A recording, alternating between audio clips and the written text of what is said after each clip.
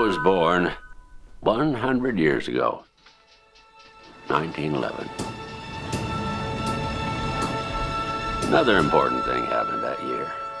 3 companies took a bold step and created the Computing, Tabulating, Recording Company. And the world was about to get a whole lot smarter. By 1912, the year I was born, the company already has 1,300 employees. 1913, the company's Hollerith tabulating machine, once used only in census taking, is now applied to industry. In 1914, 76 years before the American Disabilities Act was passed, they hire their first disabled worker. In 1915, the best man for the job of president is Thomas J. Watson. Mr. Watson believes that all the problems of the world can be settled easily if people are only willing to think.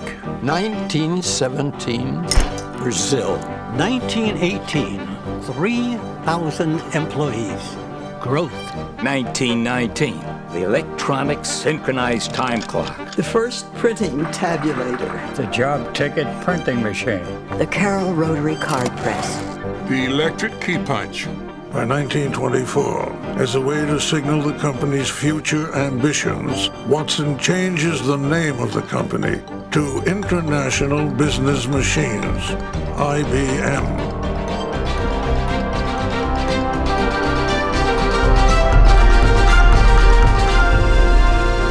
In 1925, a tableware manufacturer installs the first IBM tabulating machine in Japan. Tabulating machine technology is so reliable, it's used well after the invention of the computer. I was born in 1927, and so is the automated gang punch. The 80-column IBM punch card. The first card counting printing sorter ships in 29. In 1930, Watson received his first patent for a traffic signal timing system. 1931, IBM introduces the automatic multiplying punch, the automatic reproducing punch, the first motor drive duplicating punch, and the first automatic summary punch. 31 was a big year for punches. In 1932, IBM starts an education department for employees and customers. The numeric printing tabulator. In 1934, IBM introduces group life insurance in the midst of the Great Depression. In 1935, IBM opens the first professional training school for women. 1936, Social Security. Many believed it wouldn't exist without IBM. It's called the biggest accounting operation of all time. 1937, IBM China. In 1938, millions of children first hear the phrase, "Please fill in the bubble completely," thanks to the IBM 805 International Test Scoring Machine. 1939, IBM demonstrates an early form of email at the New York World's Fair. 1940, a vacuum tube that processes information thousands of times faster than ever before. In 1941, IBM hires Dr. Michael Supa to make its products more usable by the visually impaired. Dr. Supa was blind. IBM believes in cultivating and developing the best talent in the world. That's why we introduced the Disabled Employee Training Program in 1942. In 1943, Ruth Leach becomes IBM's first female vice president. 1944, the Automated Sequence Controlled Calculator. The first Watson Scientific Lab opens in 1945 at Columbia University.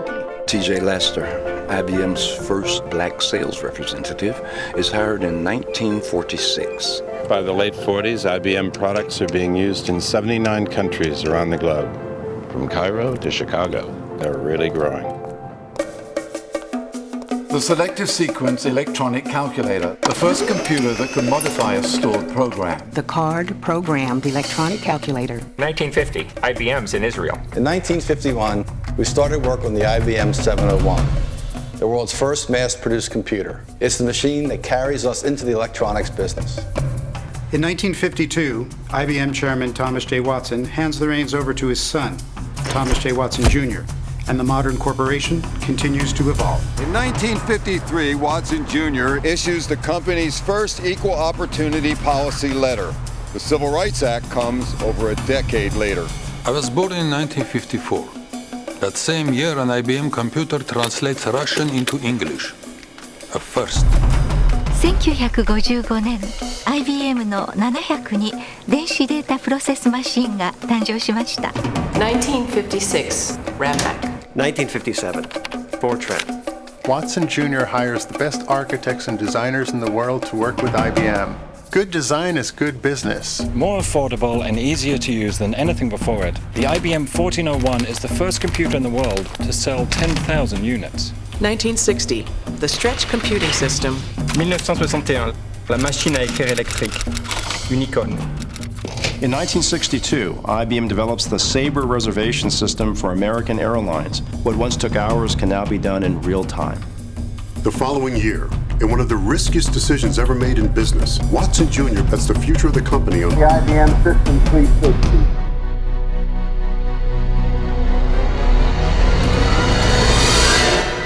The System 360 takes several years and $5 billion to develop, making it the largest privately financed commercial project in history.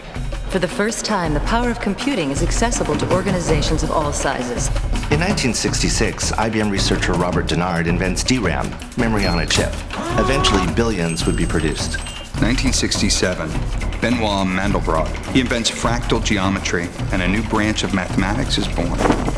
By 1968, IBM's 10-year partnership with America's space program is converging on their ultimate mission. As we explore the reaches of space, let us go to the new worlds together, not as new worlds to be conquered, but as a new adventure to be shared.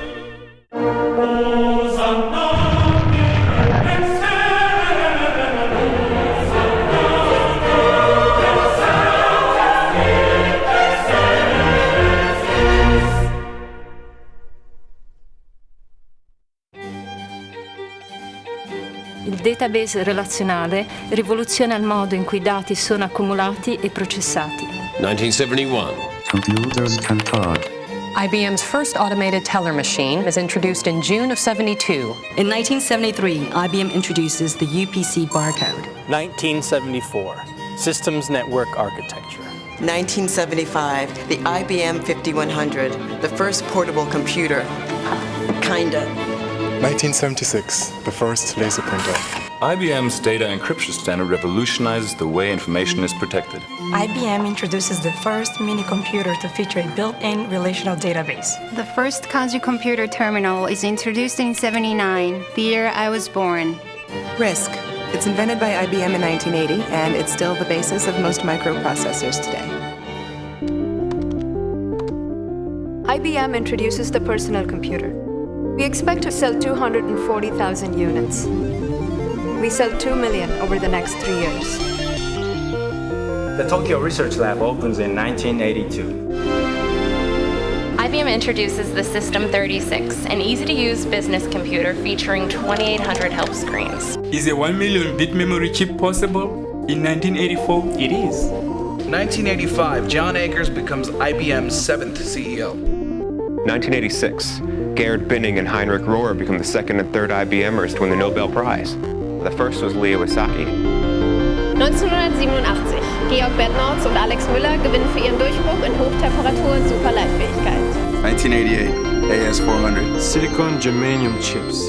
1990. What does an IBM scientist do to prove he can move atoms? He rearranges them to form the letters IBM. IBM researchers invent a computer chip that can move 8 billion bits of information in a single second. ThinkPad. The early 90s. Tough times for IBM. Some people wonder if the company is going to make it. But in 1993, Lou Gerstner arrives and takes IBM in a whole new direction. IBM refocuses everyone on the customer. How? Solutions. Systems. Software. Services. E-business. By 1997, IBM is back. That same year, IBM's Deep Blue defeats the reigning grand champion of chess. A thrilling win for IBM's Deep Blue.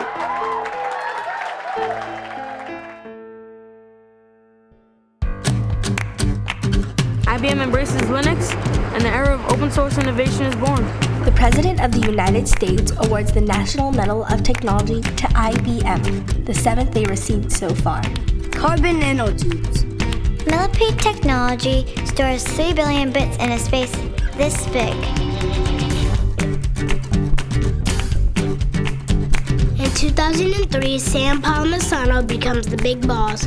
The world will soon become smaller and flatter. The World Community Grid. Blue G, the fastest computer ever. 这个电脑说英文。 This computer speaks English. Patents. Smarter planet. All the cities. After a century of innovations, we're just getting started. 100 is a big, big number. What will the next 100 years bring?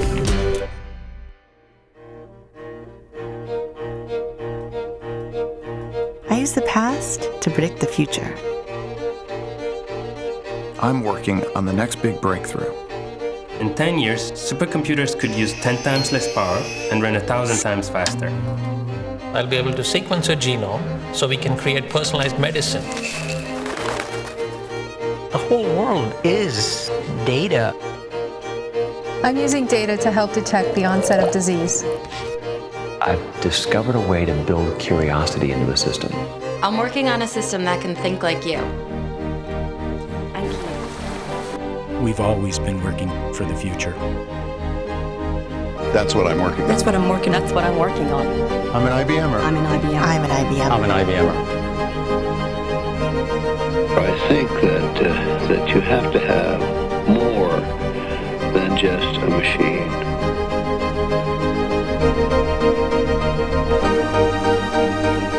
We must study through listening, observing, and thinking.